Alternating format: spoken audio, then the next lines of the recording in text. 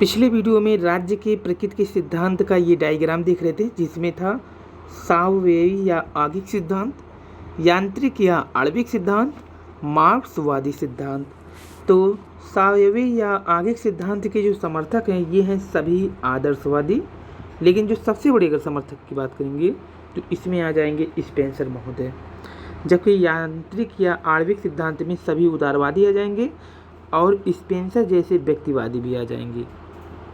इसके अलावा मार्क्सवादी की बात करें तो इसमें सभी मार्क्सवादी शामिल हैं। सावयवी सिद्धांत या आगिक सिद्धांत है क्या, जिसमें सभी आदर्शवादी इसके समर्थक हैं।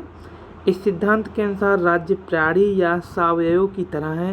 प्राणी के अंग एवं शरीर के बीच जो संबंध है वही संबंध व्यक्ति और राज्य के बीच में है। तो सावयवी या आगिक सिद्धांत के अनुसार जो संबंध व्यक्ति एवं राज्य के बीच में है वही प्राणी एवं अंग एवं शरीर के बीच में जो संबंध होगा वही राज्य एवं व्यक्ति के बीच में होगा। व्यक्ति अंग है, राज्य शरीर या अंगी है। तो जैसा संबंध प्राणी के अंग एवं शरीर के बीच में होगा वही संबंध व्यक्ति और राज्य के बीच में होगा। यही कह रहा है सावयवी सिद्धांत। फिर आगे कहा है कि जिस तरह से अंग को शरीर से अलग नहीं किया जा सकता, उसी तरह व्यक्ति को राज्य से अलग नहीं किया जा सकता। अरस्तु कहते भी हैं राज्य से बाहर रहने वाला व्यक्ति या तो देवता है या पशु है, वो मनुष्य तो नहीं है। अरस्तु कहते हैं कि जो राज्य से बाहर है या तो देवता होगा या पशु होगा, इन्हीं दोनों में दो में से एक होगा, लेकिन वो मनुष्य तो नहीं हो सकता, क्योंकि अरस्तु के अनुसार मनुष्य एक सामाजिक प्राणी है। अतः समाज या राज्य मनुष्य से पहले है। सामाजिकता मनुष्य होने की पूर्व शर्त है। कथन भी है राज्य व्यक्ति का पूर्ववर्ती है। कारण है मनुष्य एक सामाजिक प्राणी है। तो कथन और कारण दोनों भी सही हैं और कथन कारण की सही व्याख्या भी कर रहा है। तो यहाँ पे जो कथन है इसे पूछा जाता है राज्य व्यक्ति का पूर्ववर्ती है, सही है। राज्य व्यक्ति का क्या है, पूर्ववर्ती है, और मनुष्य एक सामाजिक प्राणी है। इस सिद्धांत के अनुसार राज्य साध्य है और व्यक्ति साधन है, सावयवी सिद्धांत के अनुसार। अतः राज्य के कल्याण में ही व्यक्ति का कल्याण है, बिल्कुल उसी तरह जैसे शरीर के कल्याण में ही अंग का कल्याण है। अरस्तु जैसे आदर्शवादियों के अनुसार राज्य एक नैतिक संस्था है, क्योंकि राज्य में ही रहकर मनुष्य एक आत्मनिर्भर एवं सुंदर जीवन की प्राप्ति कर सकता है। स्पेंसर द्वारा की गई सावयवी सिद्धांत की व्याख्या। तो सावयवी सिद्धांत के सबसे बड़े समर्थक स्पेंसर माने जाते हैं। हालांकि यह सिद्धांत आदर्शवाद का पर्याय है। जहां आदर्शवाद सावयवी सिद्धांत के माध्यम से व्यक्ति राज्य संबंध की व्याख्या करता है, वहीं स्पेंसर जैसे उग्र व्यक्तिवादी जो हैं वो राज्य और व्यक्ति के संबंधों में इस सिद्धांत का प्रयोग नहीं करते। वे केवल प्राणी से ही राज्य की वाह्य समानता मात्र दिखाते हैं। स्पेंसर कहते हैं जिस तरह प्राणी की धमनी सिराएं होती हैं, उसी तरह राज्य की रेल लाइनें और परिवहन प्रणाली होती है। जिस तरह प्राणी की नाड़ियाँ होती हैं, उसी तरह राज्य की संचार प्रणालियाँ होती हैं। तो ये स्पेंसर महोदय ने जो व्याख्या किया है कि जिस तरह प्राणी की धमनी सिराएं होती हैं, उसी तरह राज्य की रेल लाइनें और परिवहन प्रणाली होती है, और जिस तरह से प्राणी की नाड़ी होती है, उसी नाड़ी की समान ही राज्य की संचार प्रणाली होती है। तो आदर्शवाद का पर्याय क्या है, जहां आदर्शवादी सावयवी सिद्धांत के माध्यम से व्यक्ति एवं राज्य के मध्य संबंध की व्याख्या करते हैं, वहीं जो स्पेंसर हैं वे क्या करते हैं कि राज्य और व्यक्ति के संबंध में सिद्धांत का प्रयोग नहीं करते। वे केवल प्राणी से ही वाह्य समानता मात्र दिखाते हैं, बस। इस तरह स्पेंसर वैज्ञानिक व्यक्तिवादी बन जाते हैं। प्राणी और राज्य की संचार प्रणालियाँ होती हैं। स्पेंसर भले ही सबसे बड़े समर्थक माने जाए, लेकिन वास्तव में है वे आदर्शवादी। सावयवी सिद्धांत या आगिक सिद्धांत के सबसे बड़े समर्थक भले ही माने जाए स्पेंसर, लेकिन है तो वे आदर्शवादी ही। इस तरह स्पेंसर वैज्ञानिक व्यक्तिवादी बन जाते हैं। प्राणी एवं राज्य के बीच वाह्य समानता ही दिखाते हैं। तो जहाँ सावयवी सिद्धांत में व्यक्ति और राज्य के मध्य संबंध दिखाया जाता है, लेकिन स्पेंसर खाली क्या करते हैं, प्राणी एवं राज्य के बीच वाह्य समानता दिखाते हैं। देखिए इतना क्लियर ये इतना है। अब आ जाइए यांत्रिक या आणविक, इसी बोलते हैं आंतरिक या आणविक। तो आंतरिक या आणविक सिद्धांत क्या है, इसके समर्थन है सभी उदारवादी एवं व्यक्तिवादी।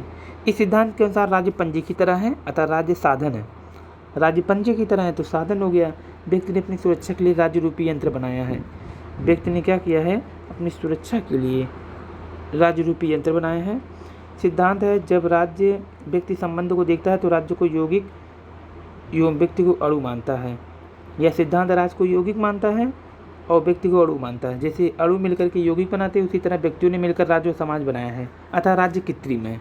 राज्य क्या होता है? कृत्रिम है। यहाँ पे जिस तरह अणु यौगिक से स्वतंत्र रह सकता है, इसी तरह व्यक्ति भी राज्य से स्वतंत्र रह सकता है। स्पेंसर तो कहते हैं समाज में बुराइयां हैं, वरना राज्य की कोई आवश्यकता ही नहीं थी। स्पेंसर महोदय का एक बहुत अच्छा स्टेटमेंट है कि राज्य में बुराइयां हैं वरना राज्य की कोई आवश्यकता ही नहीं। अगर बुराइयां ना होती तो इसकी आवश्यकता ही नहीं थी। इस तरह से यह सिद्धांत न्यूनतम एवं सीमित राज्य की बात करता है। फ्रीमैन के अनुसार वही सरकार सबसे अच्छी है जो सबसे कम शासन करती है। इसी तरह का कथन मिल, बोरो और गांधी जैसे व्यक्तिवादी भी देते हैं। देखिए होता क्या है, सरकार जो सबसे न्यूनतम होती है वही सबसे अच्छी सरकार होती है। फ्रीमैन के अनुसार वही सरकार सबसे अच्छी है जो सबसे कम शासन करती है। और अगला सिद्धांत इसी का है मार्क्सवादी सिद्धांत। तो मार्क्स के अनुसार राज्य का निर्माण कमजोर वर्गों के शोषण के लिए हुआ है या कृत्रिम है, जिसे बुर्जुआ वर्ग ने अपने हितों के साधन के लिए बनाया है। सॉवरेटी यानी संप्रभुता। संप्रभुता क्या होता है? वाय होता है ग्रोसियस। सॉवरेंटी जो है लैटिन की सुपर एंस शब्द से निकला है, जिसका अर्थ है सर्वोच्च शक्ति। अर्थात संप्रभुता राज्य की वह सर्वोच्च शक्ति है जो आंतरिक एवं बाह्य हस्तक्षेपों से मुक्त है। जब यह सर्वोच्च शक्ति आंतरिक हस्तक्षेप से मुक्त होती है तो इसे आंतरिक संप्रभुता, जब बाह्य हस्तक्षेप से मुक्त होती है तो इसे बाह्य संप्रभुता कहते हैं। तो वह सर्वोच्च शक्ति है जिसे राज्य की वह सर्वोच्च शक्ति है जो आंतरिक एवं बाह्य हस्तक्षेपों से पूर्णतः मुक्त हो। बाह्य संप्रभुता के जो प्रतिपादक हैं वो ग्रोसियस महोदय हैं। ग्रोसियस महोदय। इस तरह संप्रभुता राज्य का सबसे महत्वपूर्ण तत्व है। इसे राज्य की आत्मा कहा जाता है। बिलोबी के अनुसार देखिए राज्य की सर्वोच्च इच्छा ही संप्रभुता है। राज्य की सर्वोच्च इच्छा ही क्या है? संप्रभुता है। राज्य की सर्वोच्च इच्छा संप्रभुता है, बिलोबी महोदय कहते हैं। आस्किन कहते हैं राज्य की सर्वोच्च इच्छा ही संप्रभुता है। आस्किन महोदय भी यही बात करते हैं। सवाल उठता है कि सर्वोच्च शक्ति या सर्वोच्च संप्रभुता। यहाँ पे आस्किन का ये इच्छा नहीं बल्कि शक्ति रहेगा। ऑस्टिन महोदय के अनुसार क्या कहा जा रहा है? ऑस्टिन महोदय कहते हैं कि कानून संप्रभु का आदेश है। कानून संप्रभु का आदेश है। संप्रभु एक निश्चित व श्रेष्ठ मानव है। संप्रभु अपने समान किसी अन्य की बात मानने का आदी नहीं है। कानून संप्रभु का आदेश है या कानून उच्चतर से निम्नतर को दिया गया आदेश है। तो ये ऑस्टिन महोदय के अनुसार है। अब सवाल यह उठता है कि सर्वोच्च शक्ति या संप्रभुता कहाँ रहती है? ऑस्टिन का कहना है यह सर्वोच्च शक्ति या सर्वोच्च विधि निर्माता निकाय में रहती है। यदि राजतंत्र है तो यह राजा में निहित है। यदि प्रजातंत्र है तो ये संसद में निहित है। और संसद सहित राष्ट्रपति में होगा। अगर प्रजातंत्र होगा तो संसद सहित किस में जाएगा? राष्ट्रपति में। इसलिए ऑस्टिन इसे कानूनी संप्रभुता कहते हैं। अगर प्रजातंत्र में होगा तो संसद को भी रहेगा और राष्ट्रपति को रहेगा। इसलिए ऑस्टिन इसे कानूनी संप्रभुता कहते हैं। और जो परिभाषा दिए हैं उन्होंने, उनके अनुसार कानून संप्रभु का आदेश है। तो ये संप्रभुता हो गई। उन्होंने कहा है लेकिन अंतिम जो सर्वोच्च शक्ति होती है जो प्रजातंत्र में ही निहित होती है, यानी जनता में ही होती है। लेकिन प्रजातंत्र में अंतिम सर्वोच्च शक्ति जनता में ही निहित होती है। जनता में निहित इस सर्वोच्च शक्ति को राजनीतिक संप्रभुता कहा जाता है। अतः हमारा निष्कर्ष ये है कि संसद सहित राष्ट्रपति में जो संप्रभुता निहित है वह तत्कालिक संप्रभुता एवं कानूनी संप्रभुता है। जो संप्रभुता जनता में निहित होती है वही अंतिम संप्रभुता राजनीतिक संप्रभुता कहलाती है। संप्रभुता की अवधारणा क्या है? संप्रभुता शब्द सर्वप्रथम प्रयोग फ्रांस की बोधा ने अपनी पुस्तक डी रिपब्लिक में किया है। तो संप्रभुता शब्द का सर्वप्रथम प्रयोग फ्रांस की बोधा ने अपनी पुस्तक था रिपब्लिक में किया है। फ्रांसीस गृहयुद्धों ने यह शब्द बोधा को प्रयोग करने के लिए प्रेरित किया, क्योंकि सर्वोच्च शक्ति के बिना शांति सुरक्षा नहीं स्थापित हो सकती। बोधा के अनुसार संप्रभुता नागरिक जनों और प्रजातंत्रों के ऊपर वह सर्वोच्च शक्ति है जो कानून से परे है। बोधा के अनुसार संप्रभुता कानून नागरिक जनों और प्रजातंत्र के ऊपर वह सर्वोच्च शक्ति है जो कानून से भी परे है। ये बोधा ने कहा है। ये बहुत स्टेटमेंट पूछा गया है कि बुधा के अनुसार क्या है, तो संप्रभुता नागरिक जनों और प्रजातंत्र के ऊपर वह सर्वोच्च शक्ति है जो कानून से भी परे होता है। संप्रभुता को कानून से परे बताकर बुधा ने पूर्ण या संपूर्ण संप्रभुता की परिभाषा तो दी है, लेकिन 15वीं और 16वीं शताब्दी का यह विचारक अपने मध्ययुगीन संस्कारों से मुक्त नहीं हो पाया और उसने संप्रभुता को 3 मध्ययुगीन मर्यादाएं लगा दी। नंबर 1, संप्रभु ईश्वरी कानून का उल्लंघन नहीं कर सकता। दूसरा है संप्रभु उत्तराधिकार के नियम का उल्लंघन नहीं कर सकता। संप्रभु व्यक्तिगत संपत्ति नहीं छीन सकता है। तो उपयुक्त 3 मर्यादाएं लगाने की वजह से बुधा ने संप्रभुता को सीमित कर दिया। इसलिए शेवाइन ने उनके बारे में क्या कहा? शेवाइन ने कहा वह आधुनिक नहीं बन सकता बिना मध्ययुगीन बने। ये स्टेटमेंट पूछा जाता है किसके बारे में कहा गया है, तो ये बुधा के बारे में कहा है। किसने कहा है? शेवाइन महोदय ने कहा है, क्योंकि 3 मर्यादा लगा देता है, तो इसीलिए बुधा के बारे में कहा वह आधुनिक नहीं बन सकता बिना मध्ययुगीन बने।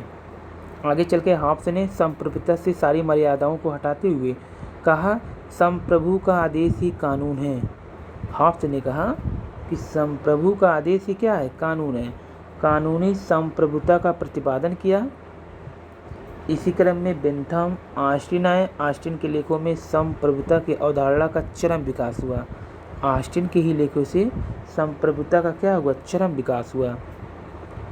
पूछा जाता है कि संप्रभुता का सर्वप्रथम प्रयोग किसने किया, तो संप्रभुता शब्द का सर्वप्रथम प्रयोग फ्रांस के बुधा ने अपनी पुस्तक डी रिपब्लिक, इसको ध्यान रखिएगा, डी रिपब्लिक में किया है। और ये बुधा को प्रयोग करने के लिए प्रेरित किया क्योंकि फ्रांस के थे, फ्रांस में युद्ध चल रहा था। बुधा के अनुसार क्या है? संप्रभुता नागरिक जनों और प्रजातंत्र के ऊपर वह सर्वोच्च शक्ति है जो कानून से भी परे है। इसके बाद क्या किया? बुधा थे 15वीं 16वीं शताब्दी के विचारक, तो अपने मध्ययुगीन संस्कार से मुक्त नहीं होने पाए। उन्होंने क्या किया? संप्रभु ईश्वरी यानी कानून का उल्लंघन नहीं कर सकता कोई। संप्रभु उत्तराधिकार के नियम का उल्लंघन नहीं कर सकता। संप्रभु व्यक्तिगत संपत्ति नहीं छीन सकता। तो ये 3 नियम लगा दिए थे बुधा ने, संप्रभु ईश्वरी, संप्रभु उत्तराधिकार और संप्रभु व्यक्तिगत संपत्ति।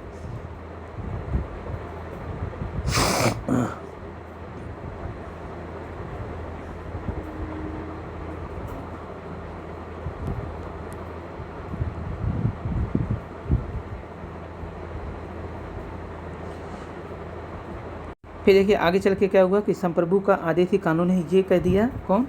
हॉब्स महोदय। और इसी क्रम में बेंथम न्यूम ऑस्टिन है। ऑस्टिन के लेखों में तो पूरी संप्रभुता की अवधारणा का चरम विकास ही हो गया। उनके लेखों में कानूनी संप्रभुता एवं वैज्ञानिक विशद स्तर पर प्रतिपादन हुआ, इसलिए ऑस्टिन को संप्रभुता का धर्माध्यक्ष तक कह दिया जाता है।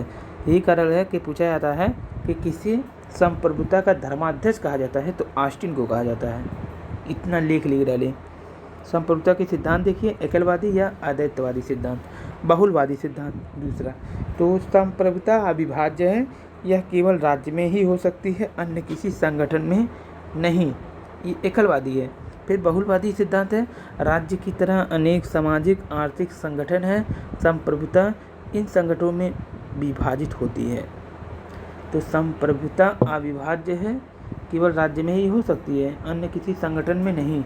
बहुलवादी सिद्धांत, राज्य की तरह अनेक सामाजिक आर्थिक संगठन हैं, संप्रभुता इन संगठनों में विभाजित होती है, ये बहुलवादी कहते हैं। तो एकलवादी का क्या कहना है कि संप्रभुता तो अविभाज्य है, नहीं, ये विभाजित नहीं है, यह केवल राज्य में ही हो सकती है, किसी संगठन में नहीं। जबकि बहुलवादी कहते हैं राज्य की तरह अनेक सामाजिक आर्थिक संगठन हैं, संप्रभुता इन संगठनों में विभाजित होती है। फिर उन्होंने कहा शक्ति के केंद्रीकरण की बात करता है एकलवादी, लेकिन ये क्या करते हैं? शक्ति विकेंद्रण की बात करते हैं कौन? बहुलवादी। इसके समर्थन देखिए कौन कौन है? एकलवादियों के बुधा हैं, हॉब्स हैं, ऑस्टिन हैं, जबकि इसके समर्थक ग्रियक हैं, मेटलैंड है, लास्की हैं। ऑस्टिन की कानूनी संप्रभुता का सिद्धांत, ये पुस्तक लिया गया है लेक्चर्स ऑन ज्यूरिस्प्रूडेंस, विधि शासन।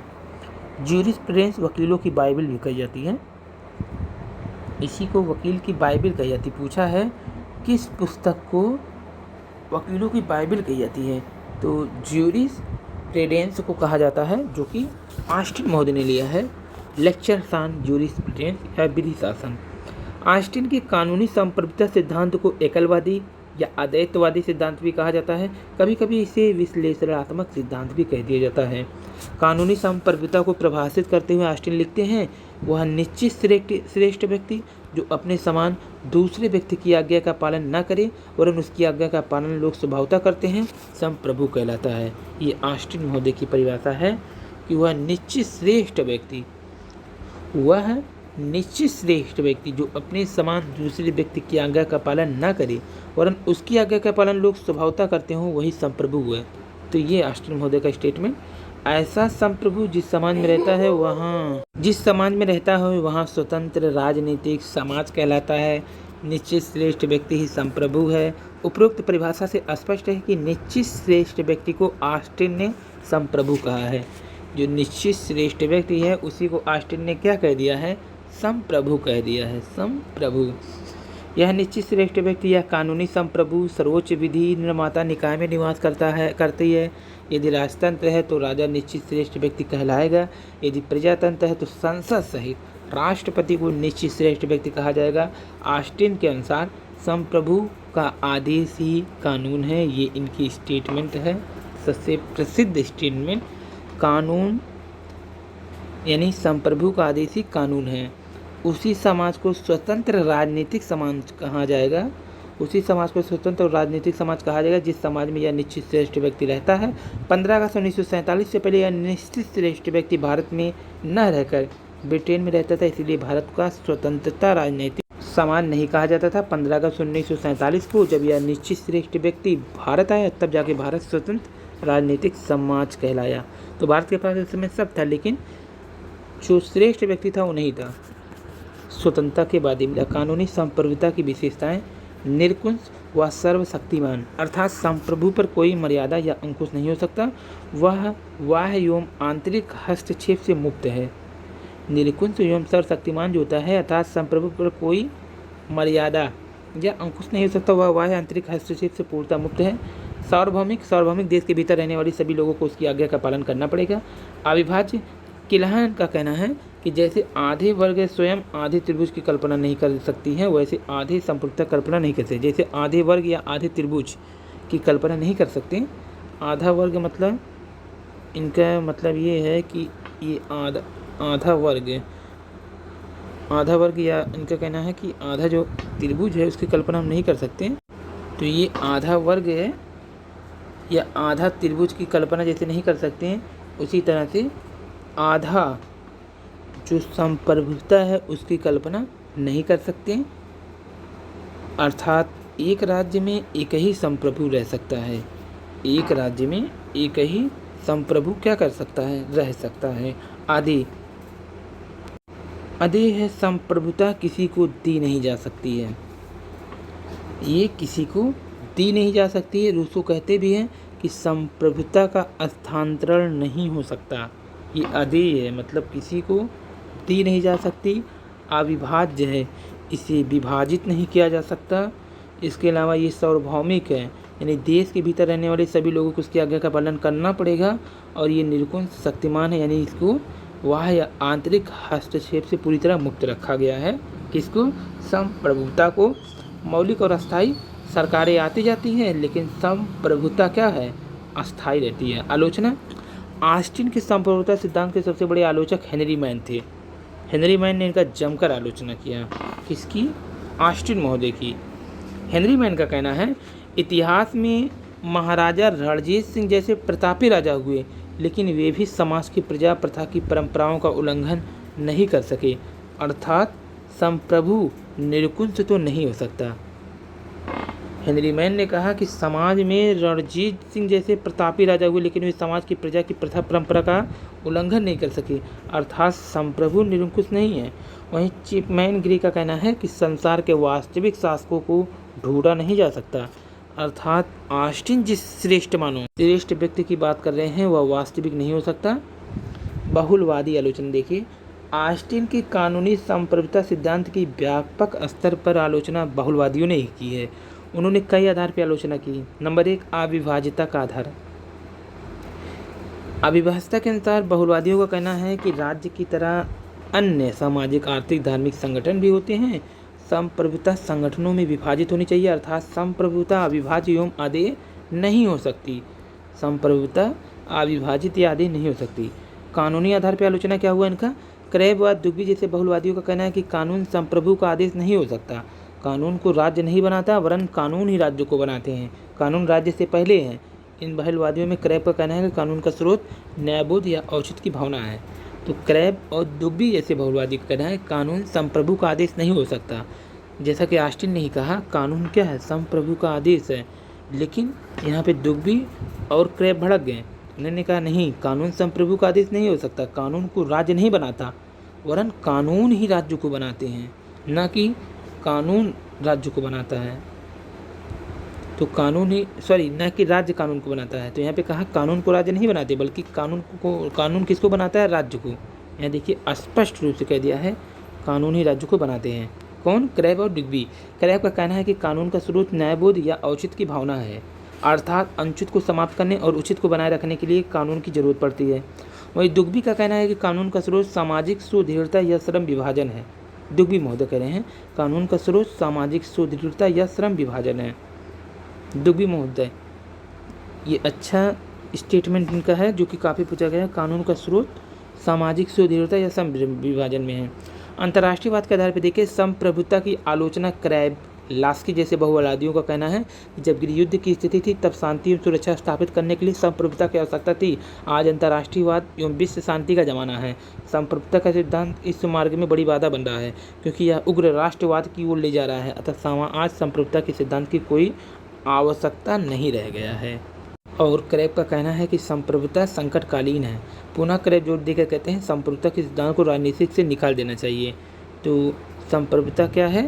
संकटकालीन है, संप्रभुता को निकाल देना चाहिए। इसी तरह लास्की भी कहते हैं संप्रभुता के सिद्धांत के राजनीतिक से निकाल देना चाहिए।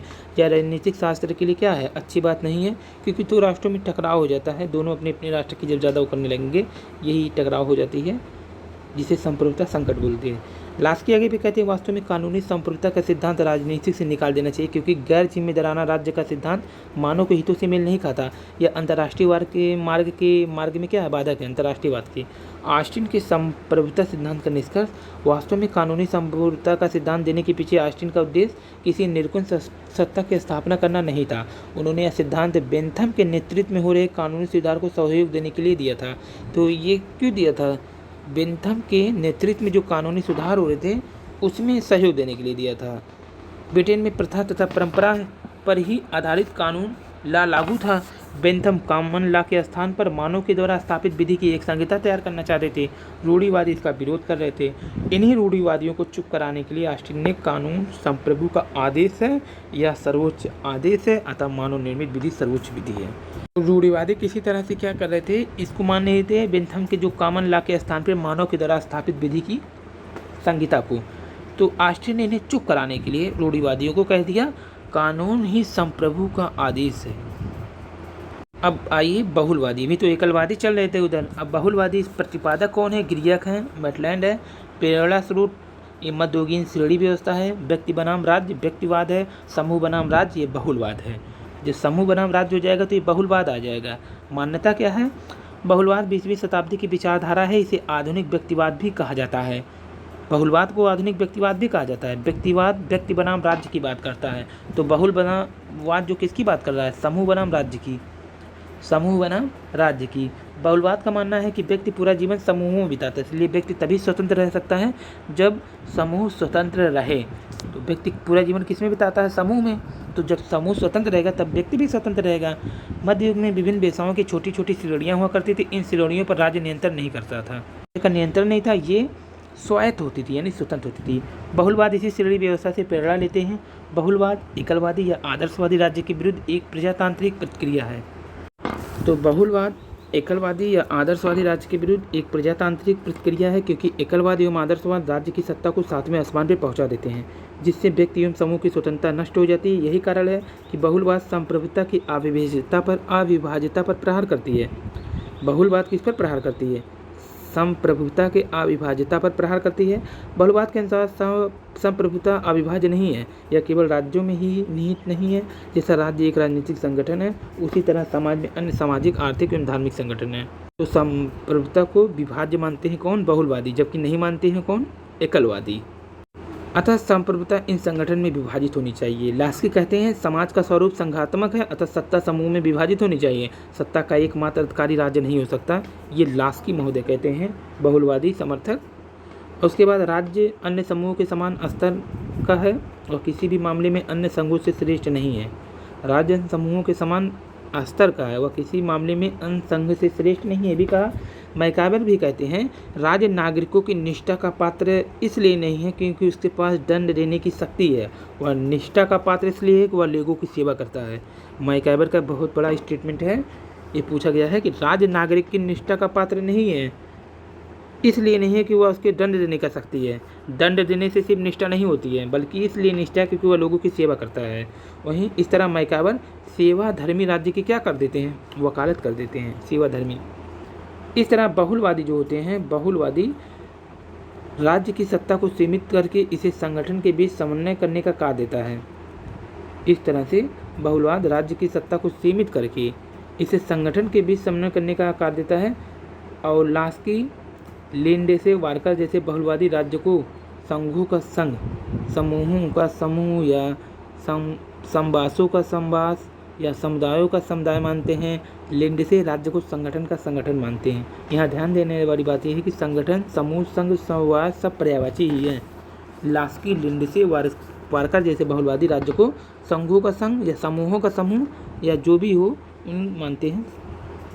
वहीं GDH कोल या संप्रभुता की बात करते हैं। उनके अनुसार दो प्रकार की संसद होनी चाहिए, एक राजनीतिक संसद हो जाए और एक कौन सा हो जाए? आर्थिक संसद। सत्ता इन्हीं दो में विभाजित होनी चाहिए। फिगिस जो है धर्म संघ की बात करते हैं। पूछा गया है कि कौन धर्म संघ की बात करता है, तो फिगिस महोदय करते हैं।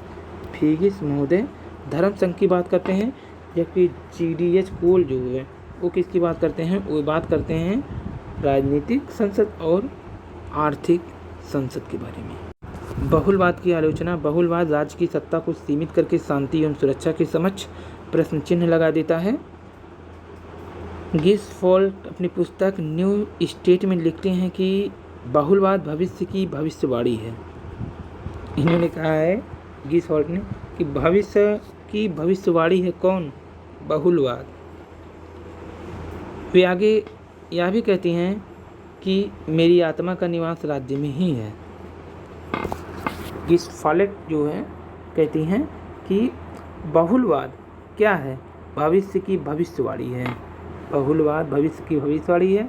फिर उन्होंने कहा कि मेरी आत्मा का निवास राज्य में ही है। उपरोक्त आलोचना अपने स्थान पर सही हो सकती है, लेकिन इतना तो मानना ही पड़ेगा बहुलवाद ने सत्ता के विकेंद्रीकरण की बात करके प्रजातंत्र के मार्ग को प्रशस्त किया। तो प्रजातंत्र के लिए सबसे बड़ा समर्थक कौन हो गया? यहाँ पे बहुलवाद हो गया, ये प्रजातंत्र की बात करता है। तो सेवाइन के शब्दों में यह निष्कर्ष दिया जा सकता है कि वैसे तो मैं एकलवादी हूँ, लेकिन विकल्प न रहने पर मैं बहुलवादी बनने को तैयार हूँ। सेवाइन ने कहा हूँ तो मैं एकलवादी हूँ, तो मैं एकलवादी, लेकिन अगर मुझे विकल्प नहीं मिला तो मैं बहुलवादी हो जाऊँगा। संप्रभुता के विभिन्न रूप। कानूनी संप्रभुता। वैसे तो कानूनी संप्रभुता के पहले प्रतिपादक हाब्स महोदय हैं, लेकिन इसका चरम विकास किसने कर दिया था? ऑस्टिन ने किया। हाब्स ने कानूनी संप्रभु को स्पष्ट करने के लिए लेवियाथन या मानवदेव कहा। लेवियाथन या मानवदेव कहा, जबकि ऑस्टिन ने निश्चित श्रेष्ठ व्यक्ति कहा। यह कानूनी संप्रभुता सर्वोच्च विधि निर्माता निकाय में निवास करती है। कहाँ निवास करती है? यह कानूनी संप्रभुता सर्वोच्च विधि निर्माता निकाय में निवास करती है। जैसे ब्रिटेन में पार्लियामेंट सहित क्राउन में, भारत संसद सहित राष्ट्रपति में होता है। तो अगर ब्रिटेन में पार्लियामेंट सहित क्राउन में जाएगा तो भारत में संसद सहित राष्ट्रपति में आएगा। कौन? ये निश्चित श्रेष्ठ क्राउन में, जबकि भारत में संसद सहित राष्ट्रपति में होगा। तो हाब्स प्रतिपादक हैं किसके? कानूनी संप्रभुता के, लेकिन चरम विकास इसका ऑस्टिन ने किया, तो इसलिए ऑस्टिन महोदय यहाँ पे हो जाएंगे। राजनीतिक संप्रभुता इसके प्रतिपादक लॉक व डाइसी हैं। जब राजनीतिक संप्रभुता की आएगी, कानूनी संप्रभुता के तो ऑस्टिन महोदय हो गए हैं, वो हाब्स थे। चरम पे पहुँचाया किसने? ऑस्टिन ने। अब राजनीतिक संप्रभुता इसकी कौन है? लॉक एवं डाइसी हैं। लॉक एवं डाइसी लॉक ने संप्रभुता शब्द का प्रयोग न करके सर्वोच्च शक्ति जनता के पास होती है इसलिए सर्वोच्च शक्ति शब्द का प्रयोग किया। तो लॉक महोदय ने संप्रभुता का नहीं प्रयोग किया बल्कि सर्वोच्च शक्ति। किसने? संप्रभुता के स्थान पर सर्वोच्च शक्ति का प्रयोग किया, सर्वोच्च शक्ति का, तो लॉक ने किया। सर्वोच्च शक्ति किसके पास है? जनता के पास। पहला पॉइंट क्या था? पहला पॉइंट था कानूनी संप्रभुता और दूसरा क्या है? राजनीतिक संप्रभुता। तो इसमें सर्वोच्च शक्ति का प्रयोग कर दिया लॉक ने, संप्रभुता शब्द का नहीं किया बल्कि सर्वोच्च शक्ति का किया। डायसी लिखते भी हैं, वकील लोग जिस संप्रभु को मानते हैं उसके पीछे एक और संप्रभु रहता है जिसके समक्ष कानूनी संप्रभु को भी झुकना पड़ता है। वकील लोग जिस संप्रभु को मानते हैं उसके समक्ष कानूनी संप्रभु को भी झुकना पड़ता है। तो इनका अच्छा स्टेटमेंट है कि वकील लोग जिस संप्रभु को मानते हैं उसके पीछे एक और संप्रभु रहता है जिसके समक्ष कानूनी संप्रभु को भी झुकना पड़ता है। यहाँ पर डायसी का इशारा यही है कि अंतिम सर्वोच्च शक्ति जनता में निहित है। जनता में निहित इसी संप्रभुता को राजनीतिक संप्रभुता कहा जाता है। तो डायसी की इशारा जनता की ओर है। गिलक्राइस्ट भी कहते हैं कि राजनीतिक संप्रभुता उन कुल प्रभावों का योग है जो कानूनी संप्रभु के पीछे रहता है। गिलक्राइस्ट कहते हैं राजनीतिक संप्रभुता उन कुल प्रभावों का योग है जो कानूनी संप्रभु के पीछे रहता है। लोकप्रिय संप्रभुता क्या है? तीसरा, इसके प्रतिपादक रूसो महोदय हैं। तो जहाँ बात किए थे हम कानूनी संप्रभुता के, जिसके प्रतिपादक हॉब्स से चरम पर ऑस्टिन ने पहुँचाया, और फिर राजनीतिक संप्रभुता इसके प्रतिपादक लॉक एवं डायसी हैं। अब लोकप्रिय संप्रभुता इसके प्रतिपादक महान दार्शनिक रूसो हैं। रूसो प्रत्यक्ष प्रजातंत्र के समर्थक भी हैं। इस प्रकार के प्रजातंत्र में जनता एक जगह इकट्ठा होकर सामान्य इच्छा या आम सहमति से अपने लिए कानून बनाती है। इसी समान इच्छा को रूसो लोकप्रिय संप्रभुता कहते हैं। यह लोकप्रिय संप्रभुता समान कल्याण की समान चेतना में निहित है। फिर नाम मात्र की संप्रभुता और वास्तविक संप्रभुता, जिस संप्रभु शासन की सारी शक्तियाँ निहित हो लेकिन वह इन शक्तियों का प्रयोग न कर नाम मात्र का या अलंकारिक संप्रभु कहलाता है। जैसे भारत का राष्ट्रपति जो संप्रभु नाम मात्र की है शक्ति का ही प्रयोग करता है उसे वास्तविक संप्रभु कहा जाता है। जैसे मंत्री परिषद जो संप्रभु नाम मात्र की शक्तियों का प्रयोग करता है उसी को वास्तविक संप्रभु कहा जाता है, जैसे मंत्री परिषद। और फिर है विधित संप्रभु या तथ्यात्म संप्रभु, डी जूरी और डी फैक्टो। कभी कभी क्रांति या विप्लव या उग्रवाद के दिनों में देश में कोई ऐसा नायक उभरता है जो पूरी शासन प्रणाली पर ही छा जाता है। पहले कानून संप्रभु नाम मात्र का रह जाता है। कानूनी संप्रभु को डी जूरी और नायक को डी फैक्टो कहते हैं। कानूनी जो संप्रभु होगा उसे डी जूरी किसे कहेंगे? कानूनी संप्रभु को। और नायक को डी फैक्टो बोलेंगे। डी फैक्टो डी जूरी साथ साथ रह सकते हैं। डी फैक्टो जनमत संग्रह या चुनाव के माध्यम से डी जूरी बन सकते हैं। डी फैक्टो जनमत संग्रह चुनाव के माध्यम से डी जूरी बन सकते हैं। उदाहरण मनमोहन सिंह को डी जूरी तो सोनिया जी को डी फैक्टो कहा जाएगा। अगला है अधिकार। मांग, आवश्यकता, योग्यता, गरीबी, सामाजिक सहमति अधिकार है। राइट। बोसांकी का कहना है कि अधिकार वह मांग या दावा है जिसे समाज स्वीकार करता है और राज्य लागू करता है। अधिकार वह मांग या दावा है जिसे समाज स्वीकार करता है और राज्य लागू करता है।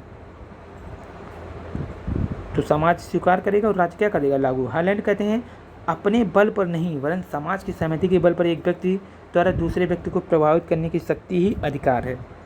उपरोक्त परिभाषाओं से स्पष्ट है कि अधिकार में 3 बातें निहित है। नंबर 1 मांग या दावा, समाज की सहमति और राज्य द्वारा लागू किया जाना। ये 3 बातें क्या हैं? इसमें निहित है। मांग या दावा, समाज की सहमति जो नैतिक पक्ष है, राज्य द्वारा लागू करना ये कानूनी पक्ष है। तो यहाँ पे परिभाषा बोसांके का है अधिकार वह मांग या दावा है जो समाज स्वीकार करता है और राज्य लागू करता है, जबकि हाईलैंड कहते हैं अपने बल पर नहीं वरन समाज की सहमति पर के बल पर एक व्यक्ति का दूसरे व्यक्ति को प्रभावित करने की शक्ति ही अधिकार है। तो स्पष्ट है कि हमारी मांग, आवश्यकता, योग्यता जो भी हो अधिकार बन सकते हैं, लेकिन तब जब इन्हें सामाजिक सहमति प्राप्त हो। पूर्व सामाजिक अवस्था जैसे जंगली अवस्था में मनुष्य को अधिकार प्राप्त नहीं थे। अधिकार के सिद्धांत में प्राकृतिक अधिकारों का सिद्धांत सबसे पुराना अधिकार है। कानूनी अधिकार का सिद्धांत है, फिर अधिकारों का ऐतिहासिक सिद्धांत है और समाज कल्याण का सिद्धांत है। नेक्स्ट वीडियो में मिलते हैं अधिकार राइट के पूरे टॉपिक के साथ। तब तक के लिए नमस्कार, धन्यवाद।